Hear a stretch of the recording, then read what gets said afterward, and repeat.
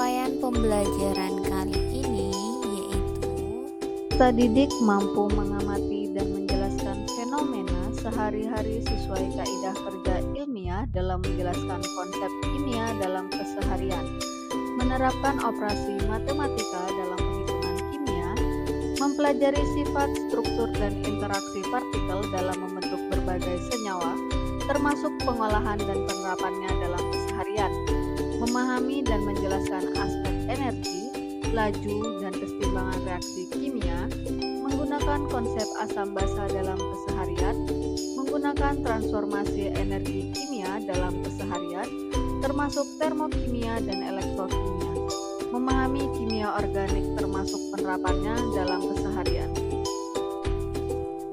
dengan tujuannya yaitu 1. Mengetahui perkembangan sistem periodik unsur. 2. Menentukan periode dan golongan unsur dalam sistem periodik.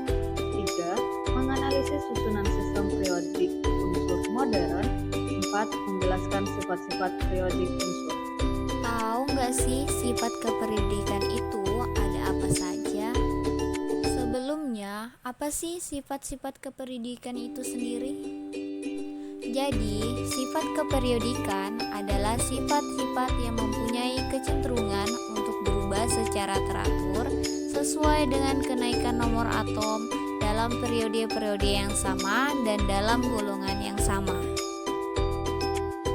Sifat-sifat keperiodikan itu sendiri terdiri dari yang pertama, jari-jari atom, kedua, energi ionisasi, ketiga, afinitas larutan, keempat, elektronegativitas, kelima, sifat logam, serta yang keenam, titik didih dan titik leleh.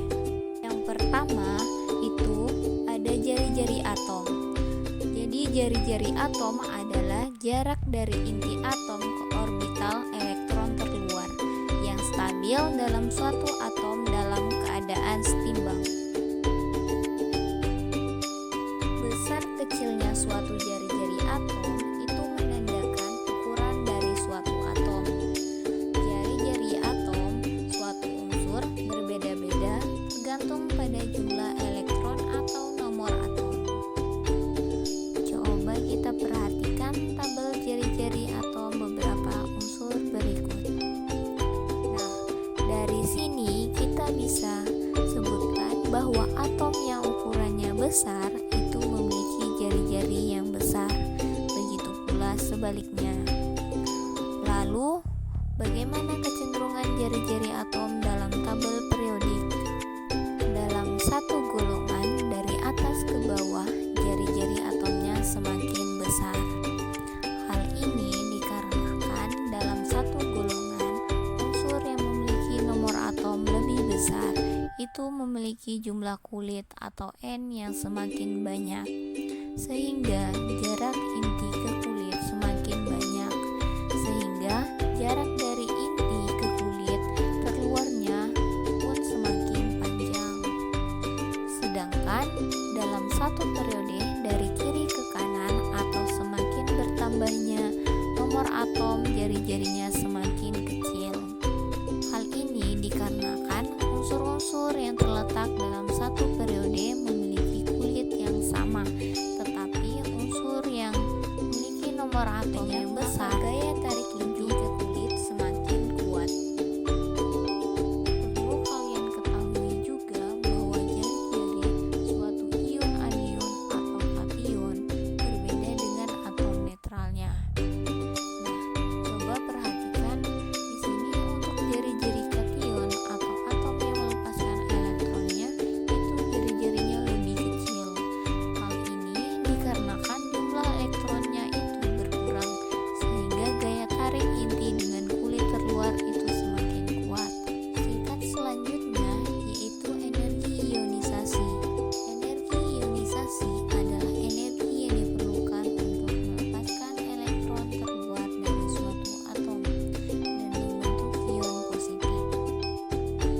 Contohnya unsur Li yang melepaskan elektron membutuhkan energi yang disebut energi ionisasi. Besarnya energi ionisasi merupakan ukuran mudah atau tidaknya elektron terlepas dari atom. Kemudian berikut adalah grafik dari sifat energi ionisasi beberapa unsur dalam tabel periodik. Yang pertama, dalam satu golongan dari atas ke bawah energi ionisasinya semakin kecil, sehingga elektron terluar lebih jauh dari inti atau mudah melepas. Yang kedua, dalam satu periode dari kiri ke kanan energi ionisasinya semakin besar, yang berarti elektron terluar lebih dekat dari inti atau sulit untuk melepas. Yang selanjutnya yaitu ada afinitas larutan. Afinitas larutan adalah energi yang dibebaskan oleh suatu atom-atom dalam wujud gas untuk menangkap elektron dalam bentuk ion negatif. Berikut adalah tabel afinitas larutan beberapa unsur dalam tabel periodik. Dapat kita lihat di sini golongan 2A dan 8A afinitas elektronnya positif. Artinya unsur golongan 2A dan 8A sukar menangkap elektron. Sedangkan unsur golongan 7A memiliki afinitas elektron lebih negatif. Artinya golongan 7A lebih mudah untuk menangkap elektron.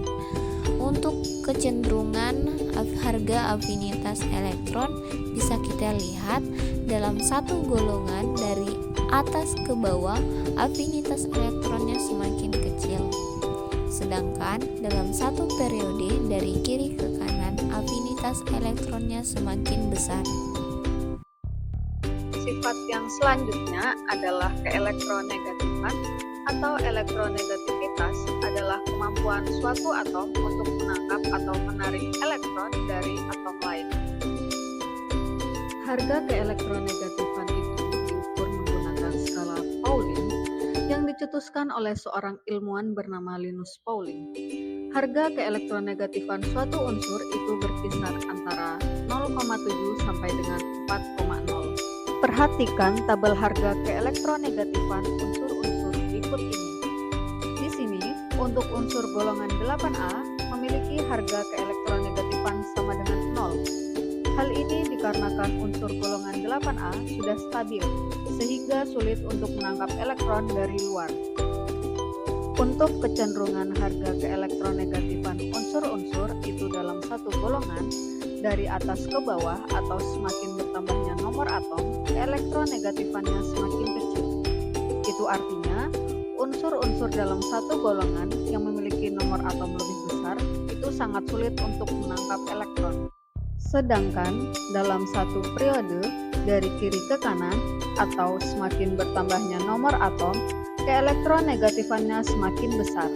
Jadi, untuk unsur-unsur dalam satu periode yang memiliki nomor atom lebih besar, itu semakin mudah untuk menangkap elektron. Yang selanjutnya ada sifat kelogaman. Unsur-unsur yang bersifat logam itu memiliki ciri khas mudah untuk melepaskan elektronnya. Jadi, unsur-unsur yang bersifat logam itu memiliki energi ionisasi yang kecil, sedangkan unsur yang bersifat non-logam memiliki keelektronegatifan yang besar. Perlu diketahui juga, untuk unsur-unsur yang bersifat logam itu dalam tabel periodik terletak di sebelah kiri, sedangkan untuk unsur-unsur non-logam itu dalam tabel periodik terletak di sebelah kanan. Kecenderungannya dalam satu golongan dari atas ke bawah, sifat kelogamannya semakin kuat, sedangkan dalam satu periode dari kiri ke kanan, sifat kelogamannya semakin kecil. Kemudian, yang terakhir ada titik didih dan titik leleh. Coba perhatikan grafik titik didih dan titik leleh beberapa unsur dalam tabel periodik berikut ini. Ada dua kecenderungan. Yang pertama, pada unsur logam pada satu golongan, dari atas ke bawah, titik didih dan titik lelehnya cenderung semakin rendah.